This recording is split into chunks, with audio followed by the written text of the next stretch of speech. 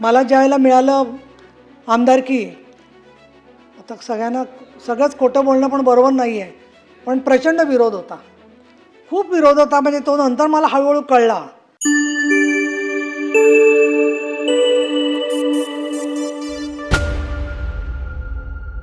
आम्हाला निरोप समारंभ आहे आणि अनेक वेळेला पक्षाने मला संधी दिली. माननीय सभापती महोदय, समोर इतका वेळ उपस्थित असलेले माननीय उपमुख्यमंत्री एकनाथजी शिंदे, आमचे सर्व विविध पक्षांचे आमदार, 9 जणांना आज निरोप मिळणार आहे आणि तो 13 मेला निरोप मिळणार आहे. सोशल मीडियावरती येते की आज निरोप म्हणजे आजपासून घरी, पण 13 मेपर्यंत आहे. तर त्याच्यामुळे काय झालंय, मला फोन यायला लागले की मेसेज की आम्ही तुमच्या बरोबर आहोत वगैरे, तर मला कळेना काय झालं ते. तर त्याच्यामुळे 13 मेपर्यंत आहे. हे सोशल मीडियाला जरा कळायला पाहिजे, कारण ते प्रचंड वाट बघताय तो निरोपाची कायमच्या. तर नाही, तसं काही म्हणणार नाही मी. सन्माननीय उद्धवजी ठाकरे शिवसेनेचे नेते, तसंच अमोल मिटकरी राष्ट्रवादी काँग्रेस पक्षाचे, शशिकांत शिंदे राष्ट्रवादी काँग्रेस पक्ष, राजेश राठोड काँग्रेस, संदीप जोशी भारतीय जनता पक्ष, दादाराव केचे भारतीय जनता पक्ष, संजय केणेकर आणि रणजितसिंह मोहिते पाटील भारतीय जनता पक्ष, या सगळ्या सदस्यांची मुदत संपते. आणि सन्माननीय सभापती महोदय, आपल्या सहकार्याबद्दल मी आभार मानते, सगळ्या सभागृहाचे आभार मानते. परंतु 2020ला ज्याला चौथ्यांदा मला संधी मिळाली, त्यावेळेला मला अजिबात कल्पना नव्हती की पुढची 6 वर्ष एवढी अवघड असणार आहेत. कारण कोविड जस्ट सुरू झालेला होता, निवडणुका होतील की नाही अशी शंका होती, आणि नंतरच्या काळामध्ये अधिवेशनच होणार नाहीत, काम करण्याच्या एवढ्या अडचणी येतील याची जाणीव नव्हती. आणि विशेष म्हणजे 2022ला जी विधान परिषदेची आणि राज्यसभेची निवडणूक झाली, त्याच्यानंतर एवढं मोठं शिवसेनेत स्थित्यंतर होईल याचासुद्धा सुतरामसुद्धा मला कल्पना नव्हती. 24 वर्ष आतापर्यंत काम केलं. आमदार म्हणून काम करत असताना माननीय मी शिंदेसाहेबांचे आभारी आहे, फडणवीस साहेबांचे आभारी आहे. अनेक सदस्यांनी माझा उल्लेख केला. खरं सांगायचं तर इतक्या दिवसांचा विक्रम मी केला आहे मला शिंदेसाहेबांमुळे कळलं. कारण वर्ष कशी गेली आणि कसे दिवस गेले याच्यामध्ये एक एक टर्म, म्हणजे त्याच्यात संजय शिरसाटी होते, शंभूराजे देसाई होते. 2002ला पहिल्यांदा मी ज्यावेळेला आमदार झाले त्यावेळेला हिंदुहृदय सम्राट शिवसेना प्रमुख बाळासाहेब ठाकरे होते, उद्धव ठाकरे होते, नारायण राणेसुद्धा पक्षात होते. त्यामुळे सगळ्यांचं त्याच्यात त्यांची चर्चा झाली आणि मला ज्यावेळेला मिळालं आमदारकी, आता सगळंच खोटं बोलणं पण बरोबर नाही आहे, पण प्रचंड विरोध होता, खूप विरोध होता. म्हणजे तो नंतर मला हळूहळू कळला. आणि त्या विरोधाच्या मध्ये 2005मध्ये नारायण राणे साहेबांनी पक्ष सोडला. त्याच्यानंतर पोटनिवडणुका, मी अगदी एक एक वाक्यामध्ये एक एक फेज घेते. म्हणजे मोठ्या साहेबांच्या भाषेमध्ये त्यांनी काय शब्द वापरला रंगशारदामध्ये, तो सुद्धा माहिती आहे आम्हाला, लक्षात आहे. रंगशारदामध्ये मोठ्या साहेबांनी काय शब्द वापरला तोही आम्हाला लक्षात आहे. पण आता सगळ्याच तपशिलात मी जात नाही आहे. आणि त्याच्यानंतर एक एक पोटनिवडणुका, सभापती महोदय, त्या पोटनिवडणुकांच्या मध्ये रामटेक, दर्यापूर, श्रीवर्धन, कणकवली, वडाळा सातत्याने पोटनिवडणुका. आणि याच्यामध्ये माननीय शिंदेसाहेब, अनिल परब, मिलिंद नार्वेकर, अनेक जण 30-40 दिवस बॅगा घेऊन उन्हामध्ये सगळ्या त्या पोटनिवडणुका जिंकण्यासाठी. आणि त्याच्यामुळे काय माहिती आहे का, तुम्ही किती प्रयत्न केलात ना तरीसुद्धा शिवसैनिकाचं जे मन आहे, ते मन जे होतं ते बाळासाहेब आणि शिवसेनेबरोबरच होतं, आजही आहे. आणि आजही आम्ही वर जाईपर्यंत आमच्या मन शिवसेनेचंच राहणार. त्याच्यानंतर राज ठाकरे सोडून गेले, त्यानंतर आता परत एकत्र आले. कसं तुम्ही सहन करता, मला तुमच्या सहनशक्तीचं कौतुक वाटतं. 19 वर्ष वाया गेली या सगळ्यामधल्या काळात. त्याच्यानंतर 2008मध्ये परत मला आमदारकीची टर्म मिळाली. यामधल्या काळामध्ये महिला आणि सामाजिक न्यायाचे प्रश्न सोडवण्याबरोबर आम्ही त्यावेळेला विरोधी पक्षात होतो.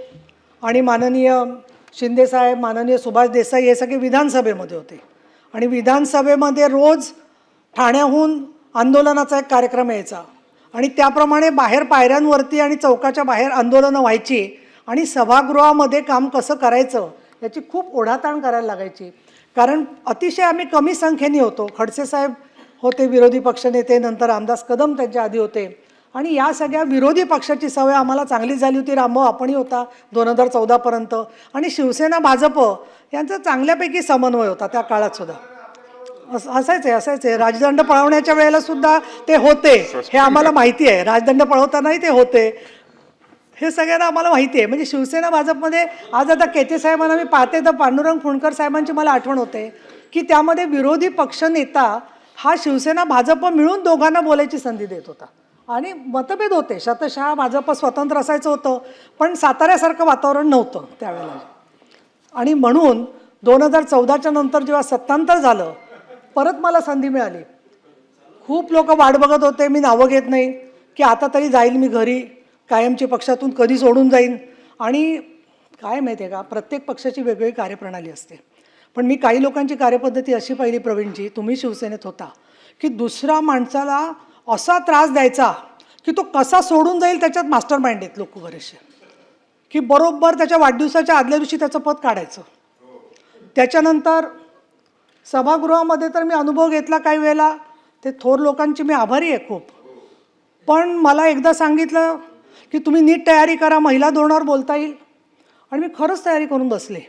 आणि जरा सभापती आले आणि सांगितलं त्यांनी की आजचं कामकाज संपवायचं आमचं गटनेत्यांच्या मीटिंगमध्ये ठरलं आहे. तेव्हा मला गटनेत्यांच्या मीटिंगचं लक्षात आलं की कुठल्याही सभासदांना काम संपवायचं हे न सांगता जो गटनेता सभापतींना परस्पर भेटून काम संपवून टाकतो तो गटनेता. त्याच्यानंतर मग परबसाहेब मी हळूहळू का हुशार झाले, त्याला एक पक्षश्रेष्ठींचं महत्त्व होतं. तुमचं जे शिंदेसाहेब, नंतर सरनाईक, ही जी सगळी ठाण्याची टीम होती, ते जे करायचे ते आम्ही परिषदेत येऊन सगळे कार्यक्रम करायचो. हे सगळं करत असताना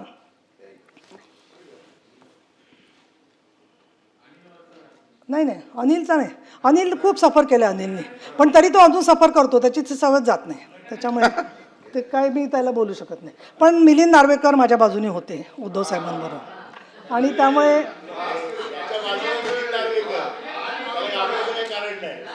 नाही मुळात एक असं आहे, मोठ्या साहेबांचं आणि उद्धव साहेबांचंही लक्ष होतं. मोठे साहेब काय सुरामध्ये मिलिंदशी बोलायचे तुम्हाला सर्वांना स्टोरी माहिती आहे. त्यामुळे काय सोपं नव्हतं शिवसेनेमध्ये सगळं हे काम करणं. पण हे सगळं काम करत असताना मला एक कृतज्ञता मुद्दाम व्यक्त करायला पाहिजे अनेक बाबतीतली, की मला कधीही पक्षाने असं सांगितलं नाही की अमुक प्रश्नांवर तुम्ही काम करू नका. मला कधी सांगितलं नाही की अमुक्या पोलीस अधिकाऱ्याविरुद्ध तुम्ही बोलू नका. मला कधी सांगितलं नाही की अत्याचार पीडितांची तुम्ही बाजू घेऊ नका. इतकंच नव्हे तर पुण्यामध्ये काही भूखंड माफिया होते की ज्यांनी वेगवेगळे भूखंड पळवले होते आणि जे आता एका पक्षाचे अध्यक्ष आहेत, अशा माणसाच्या विरोधात सुद्धा मी उभे राहिले तर मला कायम सहकार्यच मिळालं. इतकंच नव्हे तर दगडफेक, डोंगरावरून ढकलून देणं, झोपड्यात कोंडून ठेवणं, असे अनुभव पण मी घेतले. आणि काही काही वेळेला समोरून सहानुभूती यायची, पण एखादा म्हणायचा मला आमदार, आम्हाला वाटलं तर तुम्हाला मारलं असतं तर बरं झालं असतं. पण शिवसैनिक ही कवच कुंडल आहेत आमच्यासारख्या लोकांची, की प्रत्येक ठिकाणी त्यांनी आम्हाला संरक्षण दिलं, सहकार्य दिलं. आणि 2008 ते 2014 या काळामध्ये आदर्श घोटाळा, त्याचबरोबर बॉम्बस्फोट मुंबईत झालेला, अशा अनेक मुद्द्यांच्यावरती शिवसेना भाजप एकत्र लढत होते सभागृहात. त्यावेळेला मला तर वाटतं 100-1 शोज तरी वेगवेगळे झाले असतील चॅनेल्सवरती, की शिवसेनेकडून मी आणखीन भाजपकडून देवेंद्र फडणवीस साहेब पक्षाची भूमिका मांडायला आम्ही असायचो. आणि खूप मोठ्या प्रमाणात प्रवक्ता म्हणून सुद्धा मला काम करता आलं. हे सगळं काम करत असताना 2014च्या पर्यंत आणि आत्तापर्यंत 98, 2004, 2009, 2014, 2018, 2024 अशा 6 लोकसभा आणि विधानसभा निवडणुका आणि त्याचबरोबर महानगरपालिका निवडणुका याच्यामध्ये पक्षाच्या प्रचाराचं आणि प्रवक्ता म्हणून मी काम केलं. काही मोठ्या साहेबांच्या सभांना उपस्थित राहता आलं. अक्षरशः रोमांचकारी असं वातावरण असायचं. संभाजीनगरच्या सभा संजयजी शिरसाट तुमच्या लक्षात आहेत आपल्या सगळ्यांच्या, की ज्याच्यामध्ये अगदी संपूर्णपणाने एक प्रचंड असं मैदान भरलेलं असायचं लोकांनी. आणि तिथे मोठे साहेब जेव्हा बोलायचे किंवा वंदे मातरम तिथे आम्ही ऐकायचो, तेव्हा असं वाटायचं की पुनर्जन्म झाला तर तो शिवसेनेतच व्हावा, हीच कायम मनामध्ये भावना होती. 2014ला मला संधी मिळाली परत. त्यावेळेला विधानसभेमध्ये निवडणुकीच्या शेवटच्या क्षणापर्यंत शिवसेना भाजपची युती होती, परंतु शेवटच्या क्षणी खडसे साहेबांनी जाहीर केलं की युतीचा पोपट मेला आणि आम्ही स्वतंत्र निवडणुका लढलो. स्वतंत्र निवडणुका लढल्यानंतर पुढचे 6 महिने हे काय करायचं याच्यावरती खल चाललेला होता. आणि मग माननीय शिंदे साहेबांना विरोधी पक्षनेता करून काही दिवस चालवलं गेलं आणि नंतर आम्ही सत्तेमध्ये सहभागी झालो. मग सत्तेमध्ये सहभागी झाल्यानंतर आम्हाला बोलायची पंचायत झाली, कारण आम्ही सत्तेत सहभागी होतो. मग आम्हाला काय झालं की काँग्रेस आणि राष्ट्रवादी काँग्रेस जे 289 द्यायचे त्याचं आम्ही पॉईंट ऑफ इन्फॉर्मेशन करायचो आणि आम्हाला सभापती पॉईंट ऑफ इन्फॉर्मेशन आधी मांडायला द्यायचे आणि त्याच्यानंतर 289 द्यायचे. हे सगळं आम्ही करत असताना अर्थातच पक्षाचं आम्हाला सांगणं होतं की हे सगळं तुम्ही काम करायचं आहे. विरोधी पक्षनेते म्हणून सुद्धा महाराष्ट्रामध्ये कोणावर जबाबदारी असेल तर ती शिंदेसाहेबांवर होती. 63 मतदारसंघातले 63 आमदार घेऊन दुष्काळी परिस्थितीचा आढावा घेऊन तो नागपूर अधिवेशनामध्ये फडणवीस साहेबांकडे मांडायचं काम आपण सगळ्यांनी केलं. तुम्ही होता, आपण विधानसभात गेलो, अनेक राज्यसभेत गेलो. आजसुद्धा विरोधी पक्ष तसं काम करतोय का तुम्ही स्वतःच्या मनाला विचारा की प्रत्येक ठिकाणच्या परिस्थितीचा आढावा घेतला जाणं. आणि 2014 पासून ते शिवसेना भाजपचं युती असली तरी आम्ही सारखं ऐकत होतो की मंत्र्यांचे राजीनामे खिशात आहेत. आपल्याकडे काय अशी पद्धत नाही आहे मंत्र्यांना आपल्याच विचारायचं की तुम्ही कधी राजीनामे देणार. पण विशेष हक्क समितीची प्रमुख मी झाले, ते काम करण्याची संधी मिळाली. त्याचबरोबर सभागृहामध्ये मांडत असताना बऱ्यापैकी म्हणजे सहकार्य पण काही बाबतीत शासनाचं मिळालं. विशेषतः मला उल्लेख एकाच गोष्टीचा मी करते, अनेक कामं केली त्यापैकी, की स्वच्छतागृहांच्या प्रश्नामध्ये पेट्रोल पंप, सर्व पेट्रोल पंप हे महिलांसाठी किंवा कुठल्याही प्रवाशांसाठी खुले असले पाहिजेत याच्याबद्दलचं मी सूचना दिली सरकारला. आणि त्याला श्री सूर्यवंशी म्हणून सचिव होते, आता मला वाटतं ते मीरा भाईंदरला आहेत. तर त्यांनी ताबडतोब GR काढला आणि सर्व पेट्रोल पंप धारकांची बैठक घेऊन सर्व ही स्वच्छतागृह तेव्हापासून खुली झाली.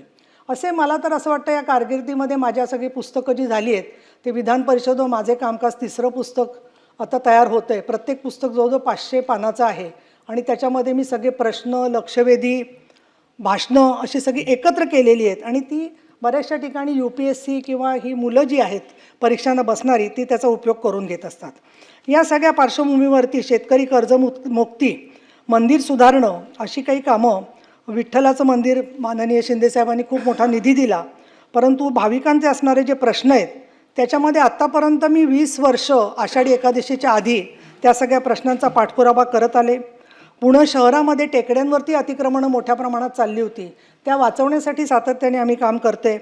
4थ्या महिला धोरणासाठी काम केलं आणि हे सगळं आमदार म्हणून काम केलं. आज उपसभापती म्हणून आता मी 5-6 वर्ष काम करते आहे, पण मला त्याच्यात एक फार मोठं समाधान आहे की तुम्ही सगळ्यांनी मला अतिशय चांगलं सहकार्य दिलं. मग ज्यावेळेला माझ्याकडे चार्ज होता त्यावेळेलाही मला सहकार्य मिळालं. त्यानंतर उपसभापतीबरोबर मग आपण सभापती म्हणून कार्यभार घेतलात आणि सभापती तुम्ही झालात तोपर्यंत मला काही तुमचा स्वभाव कसा याची कल्पना नव्हती विशेष, पण नंतर हळूहळू लक्षात आलं की चांगल्या स्वभावाचे आहात तुम्ही. बरोबर काम करत असताना कधी अडचण आली तर शिंदे साहेब, चंद्रकांतदादा पाटील यांची मी मदत घेते. आणि या सगळ्या कामाच्या मध्ये आमचे सचिव जे आहेत सगळे त्यांचं पण मला चांगलं सहकार्य मिळालं सायटेशन या बाबतीत. 2022 पासून नंतरच्या काळात जसे आपली अधिवेशनं नीट सुरू झाली त्याच्यामध्ये मला प्रवीण दरेकर, प्रसाद लाड आणि भाजपच्या सगळ्या सभासदांचा उल्लेख पण करायला पाहिजे. या बाजूचे जसे अनिल परब किंवा बाकीचे सदस्य होते, त्याचबरोबर की तिथेसुद्धा ज्या ज्या वेळेला उपसभापती म्हणून मला कुठली अडचण आली तर आपण एकच पक्ष असल्यासारखं सातत्याने सहकार्य मला मिळत गेलं. 2020ला तर प्रवीण दरेकर विरोधी पक्षनेते होते आणि त्यावेळेला त्यांनी सांगितलं की ताईंना देत असाल तर मी भाषण करत नाही. बसले होते शांतपणे आणि भाषण केलं नाही. नंतर मला विधान परिषद मिळाली पक्षाकडून. तर अशा बऱ्याच चांगल्या आठवणी आहेत या सगळ्या. आणि इथे मला असं वाटतं की हे जे बाकीचे सभासद आहेत सर्वजण त्यांच्यावर बोलत असताना रणजितसिंह मोहिते पाटलांनी सातत्याने पाणीचे प्रश्न, पंढरपूरच्या रस्त्यांचे प्रश्न याचा पाठपुरावा केलेला आहे आणि त्यांना शक्य तेवढी संधी वेळोवेळी आम्ही दिली आणि सातत्याने ते सोलापूरच्या प्रश्नांमध्ये अग्रणी असतात. संजय केणेकर, संभाजीनगर महानगरपालिकेची जबाबदारी तुमच्यावर आली आणि एक वेगळ्याच संजयचं रूप आम्हाला बघायला मिळालं, कारण सगळेच संजय काही सारखे नसतात, परंतु तुम्ही त्या ठिकाणी चांगल्या पद्धतीने लढलात. आणि संजय केणेकर, तुम्ही आता बरंचसं भाषणामध्ये भावना वगैरे मांडल्या, पण तसं शेवट व्हायचं कारण नाही आहे काही. अजून पुढे बरंच तुम्हाला पण कामाची संधी राहील असं मला वाटतं. दादाराव केचे, तुम्हाला बघितलं की नेहमी मला पांडुरंग फुंडकरांची आठवण होते. शांतपणे शेतकऱ्यांच्या प्रश्नावर सातत्याने तुम्ही मुद्दे मांडत असतात. तुम्हालाही माझे शुभेच्छा आहेत. संदीप जोशी का आले नाहीत याचं उत्तर मला माहीत नाही आहे, पण ते स्थानिक राजकारणात खूप सक्रिय आहेत आणि ते नक्कीच राजकारणात सक्रिय राहतील. राजेश राठोड, तुम्ही एक अतिशय वेगळे कार्यकर्ते आहात आणि बंजारा समाजासाठी जी कामाची गरज आहे त्या कामाच्यामध्ये माझी अशी तुम्हाला विनंती राहील की संजय राठोडांबरोबर तुम्ही काम करावं. म्हणजे कसं मी म्हणत नाही, परंतु हे बंजारा समाजाच्या प्रश्नांवरती बरंचसं काम फडणवीस साहेबांनी, शिंदे साहेबांनी जे केलेलं आहे, तर त्या कामाच्यामधून तुम्ही जे मुद्दे मांडलेत वेळोवेळी त्याला नक्की न्याय मिळेल असं वाटतं. मी पक्षीय लगेच बदलाचं काही इथे बोलत नाही आहे, मला औचित्य सोडून काही बोलायचं नाही आहे, परंतु जे प्रश्न तुमचे योग्य आहेत त्या प्रश्नांच्या बरोबर सगळेजणच तुम्हाला कायम सहकार्य करत राहतील हे मला आपल्याला सांगावं असं वाटतं. काँग्रेस पक्षात कसं तिकीट मिळतं याची तुम्ही स्टोरी सांगितली, तर ते दिव्य आहे असं मला वाटतं तिथे सुद्धा, आणि तरी तुम्हाला संधी मिळालेली आहे. शशिकांतजी शिंदे, तुम्हाला एवढं शांत बसलेलं बघून मला कसं तरी वाटतं, कारण एक तास असा जात नाही की तुम्ही हात वर केला नाही. कायम तुम्ही मांडत असता, उत्स्फूर्तपणे मुद्दे तुमचे असतात. साताऱ्यात तुमचं साम्राज्य आहे आणि तुम्ही जरी राजे नसलात तरी जनतेचे राजे तुम्ही आहात. कारण लोकसभेला तुम्ही ज्या प्रकारे निवडणूक लढवली प्रतिकूल परिस्थितीमध्ये, ती खरंच कौतुकास्पद आहे. आणि मी कुठल्याही जिल्ह्यात गेले की माझं जसं चांगल्या प्रतिक्रियांवर लक्ष असतं तसं कोणाबद्दल काय वाईट बोलतायत तेही पोचतं, पण फारसं आलं नाही माझ्या कानावर अनेक गोष्टी ज्या आहेत त्या. त्यामुळे मला असं वाटतं की सातारा आणि पश्चिम महाराष्ट्राच्या मध्ये तुमच्या कामालाही मी मनापासून शुभेच्छा देते. तुमच्या मिसेस गेलेले दिसत आहेत, पण त्या पण फार सद्गुणी आणि अतिशय कार्यक्षम व्यक्ती आहेत. निम्मं काम त्याच करतात असं मला, म्हणजे माझी धारणा आहे, संशय म्हणणार नाही, पण निम्मं काम त्या करतात असं मला साधारणपणे दिसतंय सगळं. त्यामुळे त्यांनाही मी शुभेच्छा देते. अमोल मिटकरी, खूप तुमची काळजी वाटते मला, कारण प्रत्येक वेळेला राजकारणात मनासारखं होतं तसं नाही, पण होऊ शकतं. सकारात्मक भूमिका आपण ठेवायची शेवटपर्यंत. आणि इतकंच मला सांगायचं आहे की कुठेतरी शेतीच करत बसलो, कुठेतरी दुसरीकडे कीर्तनकार झालो असं काही न करता राजकारणामध्ये जे काम करता येईल ते प्रवाहात राहून केलं तर तुमचं भविष्य उज्ज्वल आहे आणि मला त्याच्यात खात्री वाटते या संदर्भामध्ये. आणि तुम्ही असं सांगताय ना, ते सत्ताचं राशी भविष्य सांगण्यासारखं वाटतं. कारण भविष्य कसं घडवायचं ते आमच्या नेत्यांना माहिती आहे. हां, तर त्या संदर्भात आता माननीय उद्धवसाहेब ठाकरे, ते नसताना बोलणं बरोबर नाही काही, पण मला एक असं वाटलं वाईट की त्यांनी स्वतःबद्दलचीच कविता स्वतः का म्हणून दाखवली. कारण ती कविता माझी इतकी पाठ झाली होती ना, आणि विशेषतः मुख्यमंत्री झाल्यावरती आमची प्रचंड अपेक्षा होती. शिंदेसाहेब काय सांगायचं, आम्हाला असं वाटलं आम्ही धन्य झालो की बाळासाहेब ठाकरेंचे चिरंजीव मुख्यमंत्री झाले. पण नंतर शेवटचे वर्षभर तर फार वाईट गेलं. भेटच मिळायची नाही, आपण नकोसे आहोत त्याची रोज खात्री पटायची. ते कोविड तर आम्ही आठवड्यातून हा मिलिंदचा 8 वेळेला हे करायचा, टेस्ट करायचा कोविडची. ज्यांनी भेटायला जायचं त्यांनी ती टेस्ट रोजच करायची असायची ना. आता काय बोलू नको, तू तिथेच आहेस, पण करू शकतो आपण. पण किती दुसऱ्या माणसाला त्रास होतो या गोष्टींचा. आणि कोविडमध्ये काम कोणी नाही केलं, सगळ्यांनी काम केलं. शिंदेसाहेबसुद्धा स्वतः तो याचा सूट घालून कोविडचा PPE युनिट घालून तिथे गेले होते. तुम्ही प्रत्येकजण काम करत होता ना, बाकी सगळे लोकही काम करत होते. पण मला सगळ्यात वाईट या गोष्टीचं वाटलं की त्यांनी ती कविता वगैरे लिहिली, चांगलं केलं, पण अधिकाऱ्यांशिवाय ते भेटत कोणाला होते. आणि काय आता काही गोष्टी बोलायच्या नाहीत. त्यांनी ती कविताशी त्यांनी ती वाचली शेवटची की मला कोणी समजून घेतलं नाही म्हणून. तर मला काय वाटतं की एवढे मोठे प्रश्न असताना मोठे साहेब होते, त्यांना प्रश्न नव्हते का. त्यांची मी ऋणी आहे याच्यासाठी की त्यांनी मला 3 वेळेला आमदार केलं. आता याच्यानंतर मला एवढं ट्रोलिंग होणार आहे की ते ट्रोलिंग म्हणजे, कारण ते 20 पैसे रेटप्रमाणे 3 दिवसाचं ट्रोलिंग ठरलेलं असतं. ते 3 दिवस होतंच ट्रोलिंग, आणि त्याच कॉमेंट्स हो परब साहेब. काहीतरी माझं म्हणणं नवीन काहीतरी शोधून तरी घालायला पाहिजे त्यांनी, तेच होत असतं. दुसरं मला कळलं नाही, कोणी रेडा मारला का कोणी अजून देवीकडे गेलं. अरे आपण स्वतः काय काय करतो श्रद्धेच्या नावाने, त्याचा प्रत्येकाला स्वतःला माहिती आहे ना काय करतो ते.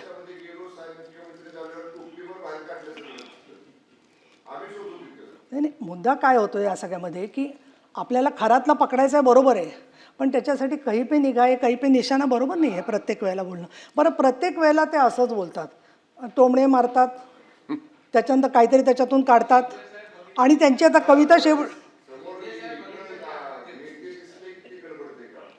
नाही नाही, आता प्रश्न काय झाला माहिती बसून आहे का? बोलू नका. नाही नाही, त्यांनी परत यावं.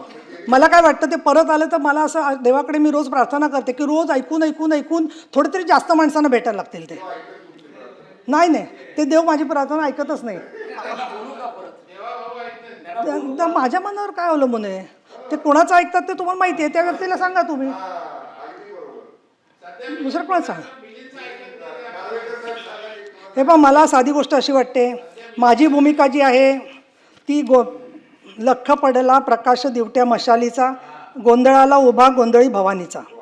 मीपणाचा दिमाख तुटला, अंतरंगी आवाज उठला, ऐरणीचा सवाल सुटला. या कहाणीचा आम्ही शिंदेसाहेबांबरोबर काम करायचा निर्णय घेतला. तिथेच आम्हाला प्रश्नांची उत्तरं मिळाली. एक. दुसरं मला असं सांगायचं आहे की सवंगडी सोडून गेले. आपल्या घरचा एखादा सेवक सोडून गेला तरी मी 2 दिवस विचार करते की आपलं काही चुकलं आहे का. 60 लोक 70 लोक सोडून जातात, हजारो जिल्हाप्रमुख निघून जातात. त्यांचा काहीच विचार का नाही मनामध्ये करत. आणि परत ते म्हणतात मला समजून घेतलं नाही. अहो, तुम्ही त्यांना समजून घेतलं नाही म्हणून ते सगळे निघून गेले. हा एक त्याच्यामधला भाग मला वाटतोय. आणि दुसरं असं आहे की हे पहा, मला पूर्वी मी सांगायला नाव पण हरकत नाही, मला रामदास कदम साहेब पण एकदा बोललेले की हे पहा, यांचं असं असतं की विजय असला की त्यांचा असतो आणि पराभव असला तर आमचा असतो. ते मला मी कधी विजयाच्या मिरवणुकीला जात नाही. आता इतके झटले लोक महानगरपालिकेसाठी, पण त्याच्या कमिट्या करताना यांना एक शब्दांनी सुद्धा विचारलं नाही. ती पद्धतच आहे. शेवटी कसं आहे की किती प्रमाणामध्ये सहन करायचं याची प्रत्येकाची मर्यादा ठरलेली आहे. मला तर असं वाटतं की अनेक वेळेला अनेक लोक शेवटी आजारी पडतात, त्यांना काही काय होतात गोष्टी, आणि तरी ते सहन करत राहतात. दुसरा महत्त्वाचा भाग असा आहे की आपल्याला कंटाळा येतो ना राजकारणाचा, तर मग त्याच्यामध्ये सत्तेच्या संदर्भात एवढं तरी आपल्याच घरच्या लोकांनी बघावी सत्ता, असं कशाला आग्रह धरायचा. एका शिवसैनिकावरती जबाबदारी टाकावी त्यांनी, असं माझं त्या ठिकाणी सांगणं आहे इथे. आणि मी असं म्हणेन या संदर्भामध्ये की सगळं मला काळजी या गोष्टीची वाटते की मध्यंतरी इंडस्ट्रीजचे काही लोक सांगत होते की त्यांना असं वाटते की शिवसेना एवढ्या का झाल्यात, राष्ट्रवादी एवढ्या का झाल्यात, आणि म्हणून कुठली तरी शिवसेना संपवून टाकायची, कुठली तरी राष्ट्रवादी संपवून टाकायची, असा विचार काही लोकांच्यामध्ये सातत्याने चाललेला आहे. आणि अशा वेळेला शिकस्त करतोय आम्ही प्रत्येक बाबतीमध्ये सहकार्य करण्याची. आणि म्हणून मी तर असं म्हणेन, आयुष्याला द्यावे उत्तरं, अशा पद्धतीने जगावं. आज जे काही अतिशय सुंदर शब्द वापरले, मी ऋणी आहे फडणवीस साहेबांची, शिंदे साहेबांची. आणि अजून जी काही संधी मिळेल तर त्या संदर्भामध्ये शेवटी पक्ष शेवटी जी जबाबदारी टाकतील ती स्वीकारायची असते. त्यामुळे असे जगावे दुनियेमध्ये आव्हानाचे लावून अत्तर, नजर रोखुनी नजरेमध्ये आयुष्याला द्यावे उत्तर. नको गुलामी नक्षत्रांची, भीती आंधळ्या ताऱ्यांची, आयुष्याला भिडतानाही चैन करावी स्वप्नांची. हेच पुढच्या 2 वळी शिंदेसाहेबांना उद्देशून आहेत. असे दांडगी इच्छा ज्याची, मार्ग तयाला मिळती 70, नजर रोखुनी नजरेमध्ये आयुष्याला द्यावे उत्तर. सामोरं जाणं हे पाय असावे जमिनी. मला काय वाटतं माहिती आहे का, मी शत्रूंमध्ये प्रतवारी करायची प्रयत्न केला ना, तर तुला नंबर 1 देईन मी. हां, आणि 20ला मी झाले ना साहेब, तर तेव्हाही आम्हाला ॲक्सिडेंटली कोविडमुळे या झाल्या नाही, त्यांना मिळाली नसते. आता काय म्हणजे बोलायला लावतोस तू असं करून. पाय असावे जमिनीवरती कवेता अंबर घेताना, हसू असावे ओठावरती काळीज काढून देताना, संकटासही ठणकावून सांगावे आता हे 72, नजर रोखोनी नजरेमध्ये आयुष्याला द्यावे उत्तर. करून जावे असेही काही दुनियेतून या जाताना, गहिवर यावा जगास साऱ्यात निरोप शेवटचा देताना, स्वर कठोर त्या काळाचाही क्षणभर व्हावा कातर कातर, नजर रोखोनी नजरेमध्ये आयुष्याला द्यावे उत्तर. ही गुरु ठाकूर यांची कविता आहे. आज रामभाऊ सभापतींना फार मोठं सहनशक्ती ठेवायला लागते, त्यामुळे आज तुम्हाला ती मजा आली असेल सगळ्या एवढी भाषणं ऐकायची वगैरे. पण तुमचं आम्हाला कायम सहकार्य असतं आणि त्याच्यामुळे खूप चांगलं काम करता आलं. मी आपली सगळ्यांची आणि सभागृहाची ऋणी आहे. धन्यवाद. जय महाराष्ट्र.